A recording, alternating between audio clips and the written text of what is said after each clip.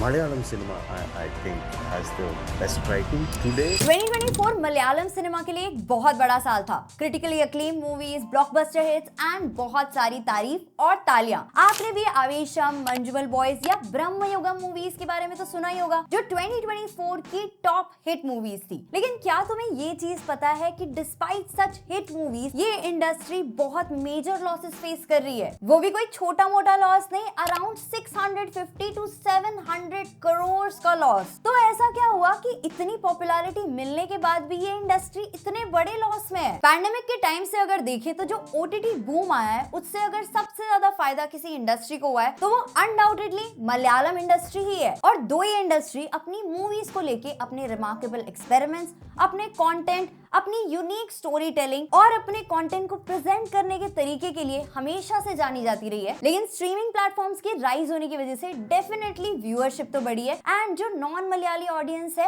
अब उनको भी इन सारी मूवीज का एक्सेस मिल चुका है, जिसकी वजह से 2024 एक ऐसा साल रहा जब मलयालम सिनेमा सिर्फ अपने कंटेंट के टर्म्स में नहीं बट अपने बॉक्स ऑफिस कलेक्शंस के टर्म्स में भी डोमिनेंट होती नजर आई। अनलाइक 2023 जिसमें एक ही हाईएस्ट ग्रॉसर थी जो 100 करोड़ क्रॉस करी थी, जिसका नाम आपको भी पता ही होगा, 2018 everyone is a hero. And I am sure ये फिनोमिनल मूवी आपने देखी होगी। अगर नहीं देखी है तो डेफिनेटली देखना। 2024 में तो फरवरी से अप्रैल तक के महीने में ये इंडस्ट्री ने जिस तरीके से पीक किया with hits like Premalu, Bramayugam, Manjummel boys, Aadujeevitham and Aavesham, जो कि इन 2-3 महीनों के ही गैप में रिलीज हुई थी। एंड सडनली सबने ये बात करनी शुरू कर दी कि जहां पे और इंडस्ट्री जो है वो बहुत ज्यादा स्ट्रगल कर रही है, वहीं पे मलयालम फिल्म्स जो है वो बॉक्स ऑफिस पे अच्छा परफॉर्म कर रही थी। Manjummel boys, the goat life, Aavesham, Premalu and ARM तो ऐसी मूवीज थी जिनका बिजनेस 100 करोड़ तक भी क्रॉस किया। और इन मूवीज के बाद रिलीज हुई किष्किंधा कांदम, गुरुवायूर अम्बलनाडयल एंड वर्षन गलकु शेषम, कुछ ऐसी मूवीज थी जिन्होंने 75 करोड़ तक का बिजनेस किया। लेकिन इतनी बढ़िया मूवीज होने के बाद भी केरला फिल्म प्रोड्यूसर्स एसोसिएशन ने रिसेंटली ये चीज अनाउंस करी कि 2024 में अराउंड 200 मूवीज रिलीज हुई, जिसमें से सिर्फ 26 ही सक्सेसफुल थी, जिनको एवरेज हिट, सुपर हिट्स और ब्लॉकबस्टर की कैटेगरी में रखा जा सकता है। केएफपीए सेक्रेटरी बी राजेश ने ये चीज हाईलाइट की कि दो लास्ट ईयर के कंपैरिजन में इस साल मूवीज ज्यादा थी, लेकिन पिछले साल की तरह ही 2024 में भी उन्हें लॉसेस ही फेल करने पड़े। और इस सब का एक रीजन जो उन्होंने मेंशन किया वो ये था कि जितनी भी नंबर ऑफ रिलीजेस हैं वो इररिलेवेंट है, क्योंकि जो चीज अल्टीमेटली मैटर करती है वो है quality, content and narrative style of the films. उन्होंने फर्दर ये चीज भी एक्सप्लेन करी कि अब इंडस्ट्री को प्री रिलीज बिजनेस से इतना ज्यादा सिग्निफिकेंट बेनिफिट नहीं मिलता है एंड अगर कोई पिक्चर थिएटर्स में भी फाइनेंशियली फेल हो जाए तो उसके लिए एक ओटीटी प्लेटफॉर्म डील क्रैक करना भी काफी मुश्किल हो जाता है। जिसको सपोर्ट करते हुए साजी नाथियाटू, जो कि जनरल सेक्रेटरी है ऑफ फिल्म चैम्बर केरला, उन्होंने भी ये चीज स्टेट करी that an industry like Bollywood does not need 200 और मोर films every year. Last year 222 films were released but only 12 were hits. We don't need many films.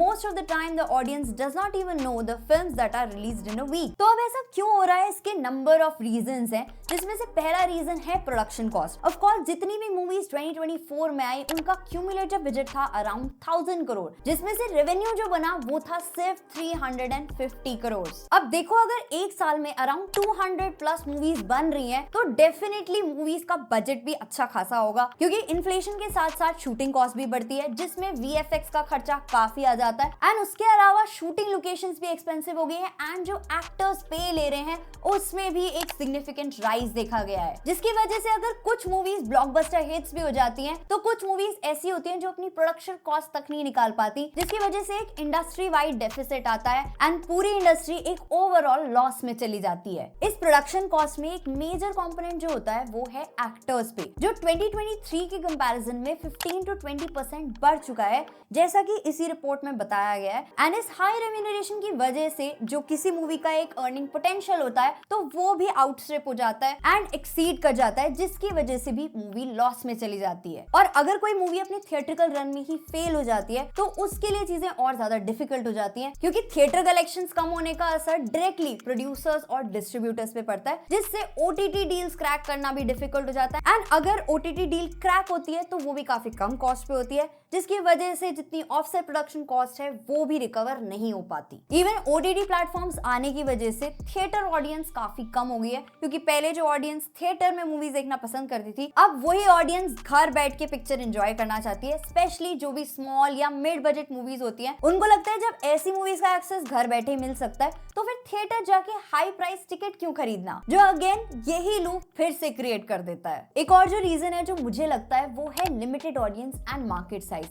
देखो, अभी भी बहुत सी ऐसी मलयालम मूवीज आती है जो सिर्फ नेटिव लैंग्वेज यानी कि मलयालम में ही अवेलेबल होती हैं एंड इसके अलावा और लैंग्वेजेस में अवेलेबल नहीं होती, जिससे इनकी ऑडियंस काफी हद तक लिमिट हो जाती है। अगर केरला की पॉपुलेशन देखी जाए जो थिएटर गोइंग है वो काफी लिमिटेड है एंड जितनी भी हाई बजट मूवीज होती हैं जिनके लिए overseas market and pan India appeal बनानी बहुत जरूरी है, लेकिन जो हर मूवी के लिए पॉसिबल नहीं होता। एंड इसी से जुड़ता एक और रीजन जो है वो है पुअर मार्केटिंग एंड डिस्ट्रीब्यूशन।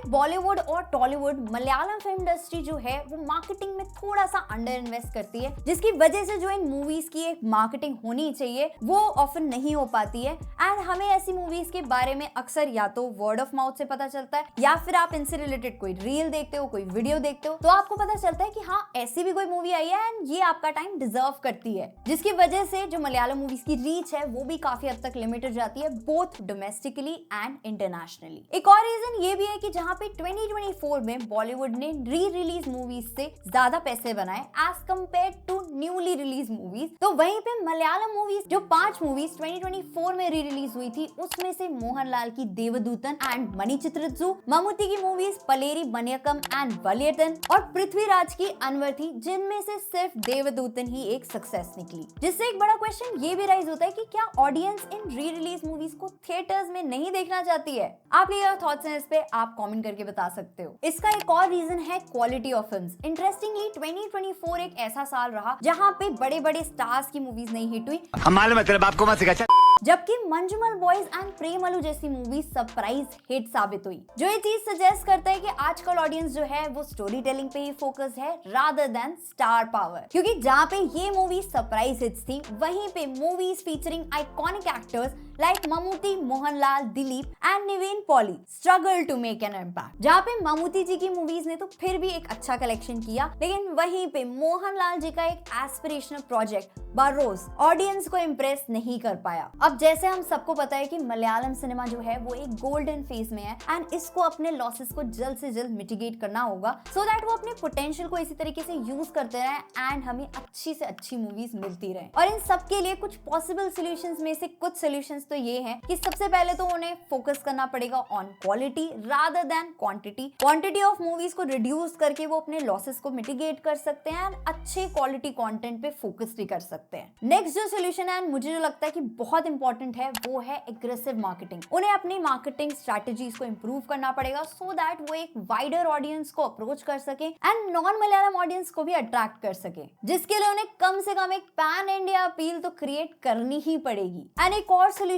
जो मुझे स्ट्राइक हुआ वो ये है कि डेफिनेटली बजट कट्स तो उन्हें मैनेज करने पड़ेंगे या फिर अपनी मूवीज के बजट्स को इस तरीके से स्ट्रीमलाइन करना पड़ेगा जिससे किसी भी मूवी को मार्केट पोटेंशियल के अकॉर्डिंग अलाइन किया जा सके। तो ये तो कुछ रीजंस थे जो मुझे पता चले। अगर आप उनमें से हो जो मलयालम सिनेमा को काफी टाइम से फॉलो कर रहे हैं, आपके अकॉर्डिंग क्या चैलेंजेस हैं, उन्हें कैसे ओवरकम किया जा सकता है, वो आप कमेंट सेक्शन में शेयर कर सकते हो। एंड आपका इस सब पे ओवरऑल क्या थॉट्स हैं वो भी आप कमेंट सेक्शन में शेयर कर सकते हो, जिससे इस सब पे एक ओवरऑल पर्सपेक्टिव मिल सकता है। एंड अगर आपको लगता है कि इस तरह का कंटेंट आपको इंटरेस्ट करता है तो वीडियो के नीचे एक लाइक का बटन है, आप उस पर क्लिक कर सकते हो। और अगर आप इस तरह का कंटेंट रेगुलरली देखना चाहते हो तो उसी लाइक के बटन के बगल में एक सब्सक्राइब का बटन भी है, उसे भी क्लिक कर सकते हो सो दैट हम रेगुलरली मिलते हैं नेक्स्ट वीडियो में। तब तक के लिए गुड बाय।